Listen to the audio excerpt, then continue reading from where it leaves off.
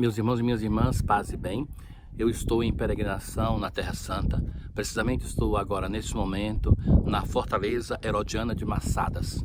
Aqui nesse lugar, Herodes construiu em cima de uma fortaleza que já tinha antes a sua grande fortaleza e o seu palácio.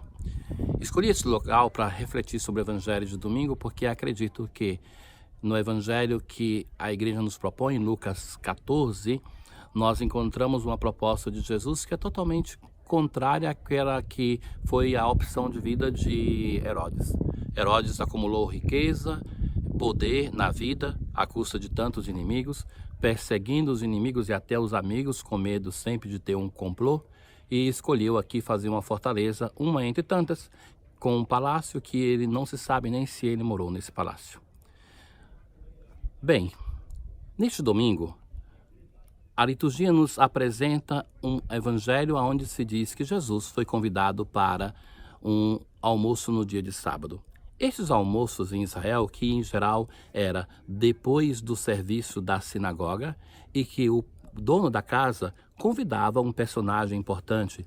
Esse personagem, ocupava o centro da mesa e tudo era disposto com muita exigência hierárquica. Do lado dele, o dono da casa, a mulher, aí então vinham os amigos, as pessoas, os convidados dispostos pela ordem do seu poder.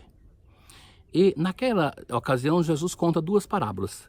A primeira parábola diz assim: quando você for convidado para um almoço, não ocupe os primeiros lugares, porque pode ser que o dono da casa venha e diz: meu amigo, vai mais longe. É melhor que você se coloque mais distante para que seja convidado para vir para mais próximo. Este modo espertalhão de dizer não combina muito com Jesus. Nós vamos ver que o evangelho de hoje insiste em uma expressão de convidados, chamados. Por 5 vezes vai se falar essa expressão. E depois Jesus se comporta, seja nessa parábola, mas muito mais na segunda parábola, não tanto como um convidado, mas como um chefe. É o Senhor ressuscitado que fala. Fala, como já lhes dizia diversas vezes, para a comunidade de Lucas. Fala para nós que buscamos ainda hoje os primeiros lugares. Mas Jesus nunca fez, e na ceia, quando ele lava os pés dos seus discípulos, ele deixa um testamento, não de deixar alguns lugares entre o convidado principal e você, para depois ser promovido, mas de buscar o lugar de servo. É este lugar que nosso Deus ocupa. É este lugar que ele nos convida a ocupar. Só ama de verdade, só é discípulo de Jesus quem sabe ocupar o lugar que ele ocupou. E Jesus se fez servo de todos nós, nos deixou um exemplo a seguir, como ele mesmo dirá. Mas a segunda parábola é ainda mais curiosa, porque se na primeira Jesus fala para os convidados, na segunda ele vai falar não para os convidados, mas para quem o convidou, para o chefe da família. E vai dizer assim: olha, quando você fizer um almoço, não convide aqueles que se previa de convidar sempre. Quem era previsto de convidar? Os amigos, os parentes, aqueles que tinham o poder e os familiares. Eram esses que podiam retribuir, porque tinham riqueza ou porque tinham um vínculo que quando fosse a vez deles, eles iriam convidar. Naquela ocasião, Jesus vai dizer assim: quando você fizer um almoço, não convide esses. Convide os pobres, convide os cegos, convide os aleijados. Convidem aqueles que não podiam sequer entrar no templo de Jerusalém. É curioso. Essas pessoas, não os pobres, mas quem tivesse um defeito físico, não podia entrar no templo de Jerusalém porque era considerado como uma consequência do pecado, o sofrimento físico deles. Então Jesus vai dizer assim: quando você der uma refeição, convide esses, porque esses não podem te retribuir. Esses não têm nem como entrar no templo, então eles não têm como retribuir para você aquilo que você está fazendo por eles.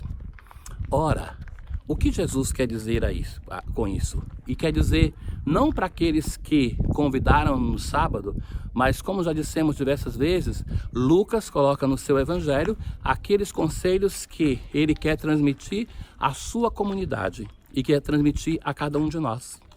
É interessante que, se nós pensarmos, mesmo no âmbito religioso, nós tantas vezes temos o nosso eu potente que busca os primeiros lugares. Aqui, de trás de mim, tem na Fortaleza de Massada, a Basílica Bizantina. É um registro que, depois da morte de Herodes, esse lugar se tornou um local religioso. Mas dizia que, naquela ocasião, Jesus está dizendo, olha, atento, todos nós temos um caruncho no nosso coração que, se nós não dermos atenção, não tivermos cuidado, nós buscamos sempre e vamos trabalhar tanto para ter o primeiro lugar. Por isso ele nos ajuda com duas parábolas. Nas primeiras diz assim, olha, quem quer ser meu discípulo, quem quer seguir de fato o modo de agir de Deus, deve buscar o lugar de servo. E na segunda, ele vai dizer, ama a quem não te pode retribuir. Porque somente amar aqueles que podem retribuir, convidar para o seu almoço, para a sua festa, os amigos, os parentes, os ricos e potentes, porque depois eles vão fazer uma festa e vão te chamar, isso não é amar. Isso não é ter nenhuma relação de convivialidade verdadeira, de partilha. Quem ama como Deus ama, ama aquele que não pode retribuir. Ama aquele que não merece ser amado, porque assim é o nosso Deus, que nos ama gratuitamente. Quem age assim, recebe um prêmio, mas não pense que o Evangelho está dizendo que o prêmio vai ser porque Deus vai te amar, porque você vai receber o prêmio eterno. O prêmio é amar como Deus ama. Não em busca de um prêmio nessa vida ou na outra, mas amar gratuitamente, porque é assim que nosso Deus ama. Quem ama deste modo, ocupa o lugar de Deus, ama como Deus nos ensina a amar. Ora, eu dizia que o perigo de buscar os primeiros lugares é sempre no nosso coração.